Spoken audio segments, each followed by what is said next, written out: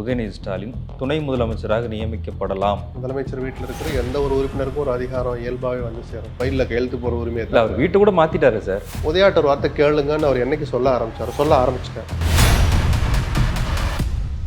Kanchipuram Pachaiyappa silks the complete family store. தலைமுறைகளை தாண்டி தரத்துடன் மீண்டும் தனித்துவம் நிறைந்த கடை. இன்றைய தங்க சேமிப்பு நாளைய வாழ்வின் தித்திப்பு. வாடிக்கையாளர் அனைவருக்கும் இனிய பொங்கல் நல்வாழ்த்துக்கள். G Rajam Chetty and sons jewellers, மேற்கு ராஜவீதி, காஞ்சிபுரம். துணை முதலமைச்சர் ஆவீங்கன்னு கேட்டா உதயநிதி சிரிச்சுட்டு என்ன சொன்னாரு?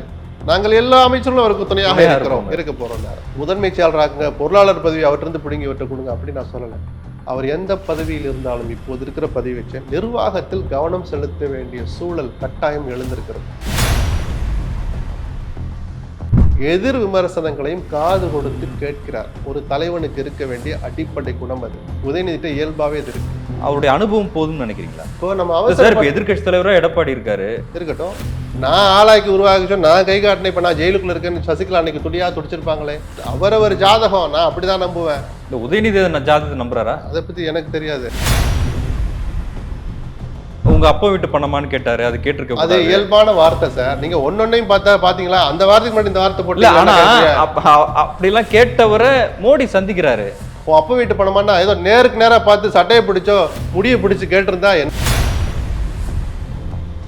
பிரதமருக்கு போய் சந்திக்கிறதுக்கான அந்த முக்கியத்துவம் இருக்குல்ல, அதை செய்யணுமா திமுக? ஒரு 4 கேஸ் இருக்கு. கொஞ்சம் எப்படியாவது மனசு வச்சு விட்டுட்டீங்கன்னா பிஜேபி பாத்தீங்களா திமுக அப்படின்னு சொல்லுவீங்களா? சரி, இந்த சந்திப்பே நடக்கல. பிஜேபிக்கு திமுக ஒரு காலத்துல ஒரு சொல்லுவீங்களா? ஒரு நைட்ல கூட்டணி வச்ச கட்சி சார் ரெண்டும்.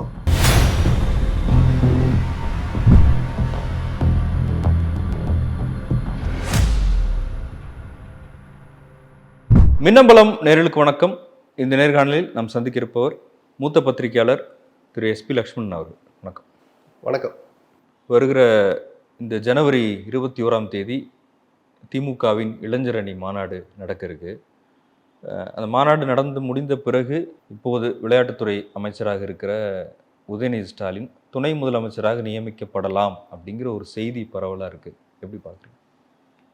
அவர் அமைச்சராகுவதற்கு முன்பாகவே ஒரு அதிகார மையமாக தான் இருந்தார். இயல்பான ஒன்று அது. முதலமைச்சர் வீட்டில் இருக்கிற எந்த ஒரு உறுப்பினருக்கும் ஒரு அதிகாரம் இயல்பாகவே வந்து சேரும். ஃபைலில் கையெழுத்து போகிற உரிமை அவர் வீட்டை கூட மாற்றிட்டாரு சார். இல்லை சொல்ல, அதனால தான் அது இயல்பாக வந்துடும். எங்கே இருந்தாலும் இப்போ வெளிநாட்டுக்கு போயிட்டாருன்னு வச்சுக்கோங்க, அதிகாரம் இருக்காதா?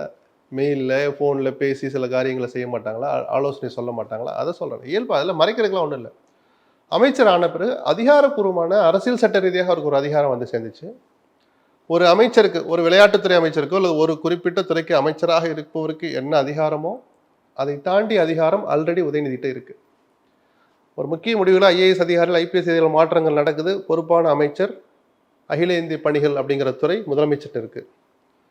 உதயாட்ட ஒரு வார்த்தை சொல்லிருங்க, உதயாட்ட ஒரு வார்த்தை கேளுங்கன்னு அவர் என்னைக்கு சொல்ல ஆரம்பிச்சிட்டார். அப்போ இயல்பான ஒரு கூடுதல் அதிகாரம் ஆல்ரெடி உதயநிதி கையில வந்து சேர்ந்துடுச்சு. இப்போ எதனால வருதுன்னா, வெளிநாடு போக போறார் அதனால அறிவிச்சுட்டு கிளம்ப போறாருனாங்க. ஏன்னா வெளிநாடு போகும்போதே ஒன்று செஞ்சுட்டு போகணுமா? இல்லை அவ்வளவு பயந்த நிலையிலையோ பலவீனமான நிலையிலோ திமுக ஆட்சியோ இன்னைக்கு இல்லை. ஆனால் கடந்த சில வாரங்களாக நடந்த நிகழ்வுகளை வச்சு பார்த்தோம்னா முதலமைச்சருடைய உடல்நிலை கவலைப்படுகிற அளவுக்கு இல்லை, ஆனால் கவனிக்கப்படுற அளவுக்கு இருக்கு.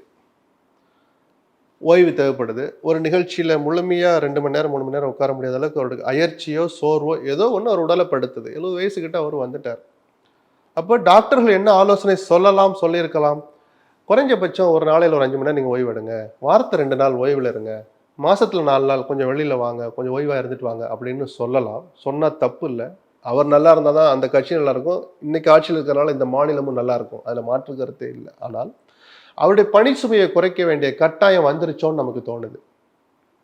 அப்போ துணை முதலமைச்சருங்கிறது ஒரு பிரஸ்லீஸ்ல சொல்ற விஷயம் தான், பதவியேற்பு கூட கிடையாது. கூடுதலாக சில துறைகள் தர்றது இயல்பு, மரபு இல்லை, ஒரு இயல்பா கொடுப்பாங்க. துணை முதலமைச்சர்னு சும்மா சொல்ல 2 துறையும் சேர்த்து கொடுக்கும். கலைஞர் அப்படிதான் ஸ்டாலினுக்கு கொடுத்தார். உள்ளாட்சித்துறை அமைச்சராக இருந்தார். கூடுதலாக தொழில்துறை உள்ளிட்ட சில துறைகளை கூடுதலாக கொடுத்து பார்க்க சொன்னார். அப்படி ஒருவேளை இதெல்லாம் ஒரு சடங்கு தானே தவிர நடந்தால் பெரிய மாற்றமா அதை நான் பார்க்கல. ஆல்ரெடி துணை முதலமைச்சர் அதிகாரப்பூர்வமற்ற முறையில் முதலமைச்சராகவே அவர் இருக்கிறாருன்னு நான் பார்க்கிறேன். அது தப்பு இல்லை. ஏன்னா அப்படி ஒரு அப்பாவுக்கு ஒரு முதலமைச்சருக்கு துணையா நாங்கள் துணை முதலமைச்சர் ஆவீங்கன்னு கேட்டா உதயநிதி சிரிச்சுட்டு என்ன சொன்னாரு? நாங்கள் எல்லா அமைச்சர்களும் அவருக்கு துணையாக இருக்க போறோம். ரைட்டு, இருக்கிறீங்க. அது ஒரு பக்கம். நான் இயல்பா பிராக்டிக்கலா பேசுறேன். ஒரு பிரஸ் ரிலீஸ் தான், அது ஒன்று பெரிய மாற்றமா நினைக்கலாம். ஆனால் எனக்கு கிடைத்த தகவல், ஏற்கனவே வாரிசு அரசியல்னு சொல்லிட்டு இருக்கிய, அது சொல்ற தகுதி எந்த கட்சிக்கு இல்லைன்னு வச்சுப்போம்.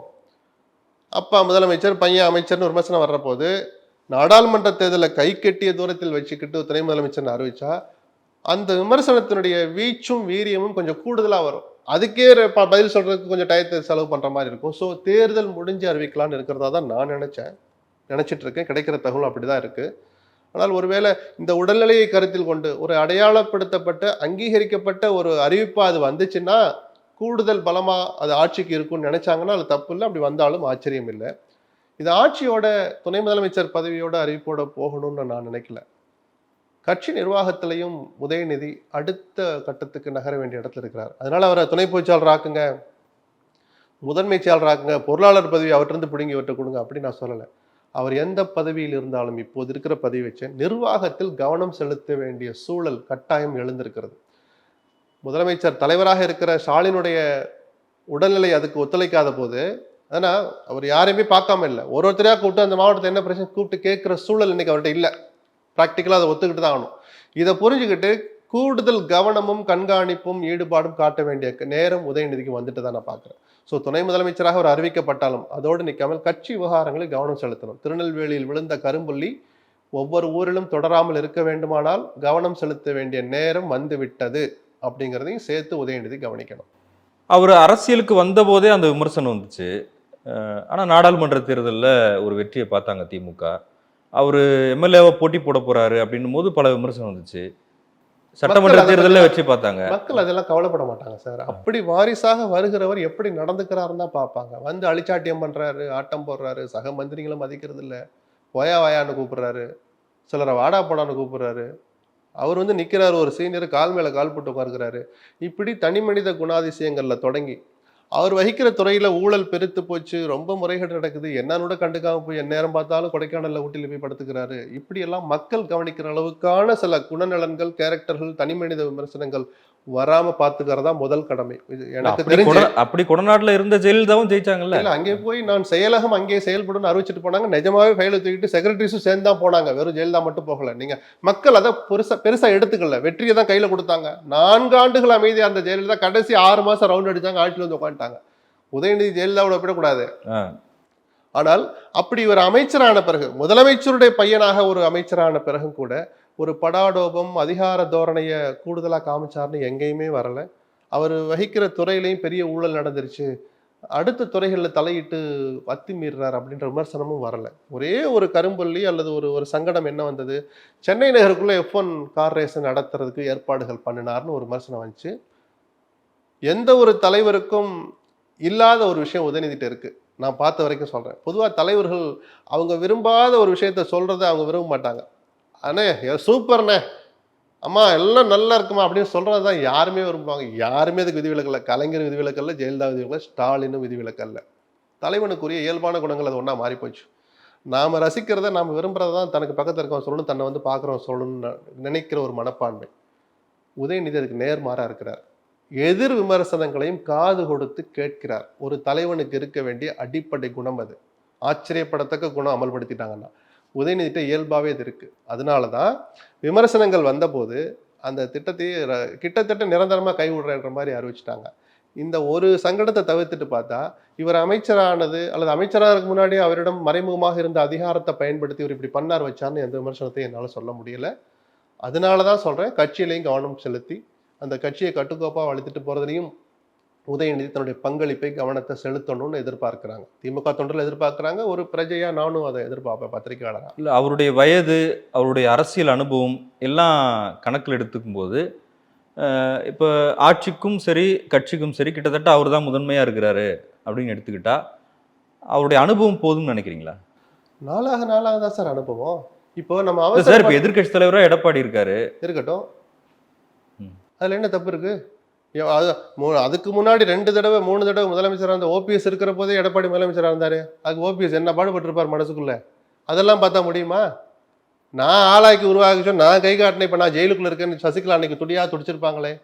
தனி மனித சசிகலா உள்ள மனசு பேசியிருக்குமே. அதை பார்க்கக்கூடாது. அவரவர் ஜாதகம் நான் அப்படிதான் நம்புவேன். அவருடைய உழைப்பு, அந்த வாய்ப்பு வந்த பிறகு நடந்து கொள்ற விதம். இல்லை, உதயநிதி ஜாதகத்தை நம்புறாரா? அதை பற்றி எனக்கு தெரியாது, நான் நம்புவேன்ல. அவர் ஜாதகம் நல்லா இருந்தா நாக்கு சுத்தமா இருக்கும். சனி வந்து உட்காந்துச்சுன்னா தேவையில்லாத பேசுவாரு, மாட்டுவாரு சர்ச்சையில. இந்த மாதிரி அவரு தேவையில்லாம பேசினாரு கூட சொன்னாங்க. இல்ல, அந்த பதவி வந்த பிறகு அவர் எப்படி நடந்துக்கிறாருன்னு தான் பார்க்கணுமே தவிர, அப்பா வீட்டு காசு என்ன சார் சின்ன வயசுலயே வந்துட்டீங்க, 34 வயசு பிரான்ஸ்ல பிரதமரா அறிவிச்சிருக்காங்க, கல்வி அமைச்சரா இருந்தாலும் பார்க்கும்போது நமக்கே ஒரு பேர் இருக்கு. என்னடா அதை தாண்டி 10 வயசு தாண்டி வந்துட்டோமே, நம்ம என்ன இப்படி இருக்குமே நினைச்சுக்கிறதா? அதுக்கு என்ன சார் பண்றது? அவர் ஜாதகம் அப்படி இருக்கு, அவருடைய உழைப்பு அப்படி இருக்கு, அந்த நாட்டு சட்டத்திட்டங்கள், அந்த கட்சியினுடைய சூழல், அந்த அரசை நடத்திட்டு போறதுல இருக்கிற சங்கடங்கள், இதெல்லாம் சேர்த்து அவரை பிரதமரா அறிவிக்கிறாங்க.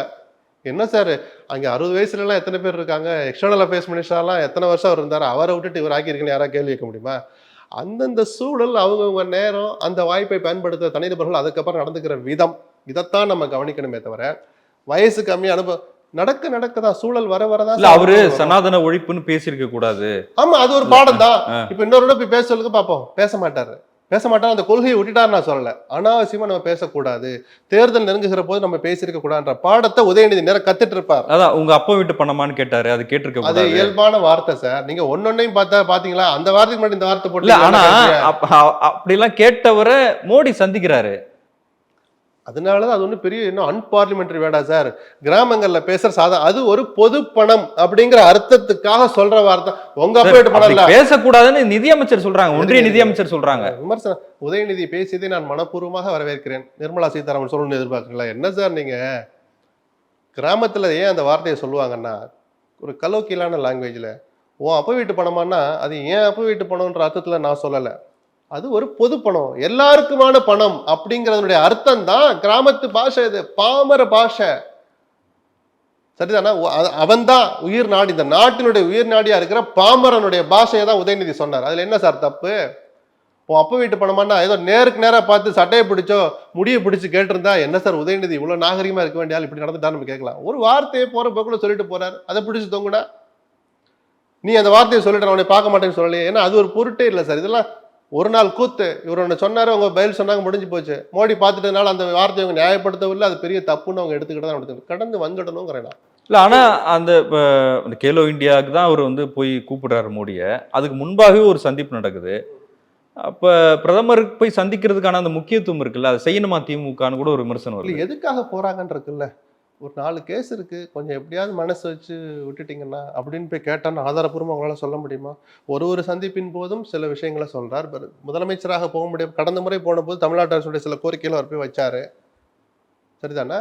செஸ் ஒலிம்பியாட்டுக்கு கூப்பிட்டாரு, இப்போ இதுக்கும் போய் கூப்பிட்றாரு. தேசிய அளவிலான நிகழ்வுகளில் போய் கூப்பிட்றதுல தப்பு இல்லை.